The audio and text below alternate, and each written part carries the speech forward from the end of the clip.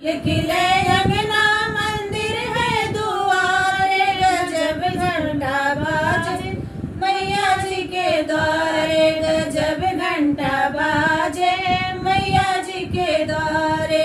फूल खिले अंगना मंदिर है दुआरे, गजब घंटा बाजे मैया जी के द्वारे, गजब घंटा बाजे मैया जी के द्वारे। बीच वाली खिड़की से सुहागन पुकारे, गजब से नूरा मांगे मैया जी के द्वारे। बीच वाली खिड़की से सुहागन पुकारे, गजब से नूरा मांगे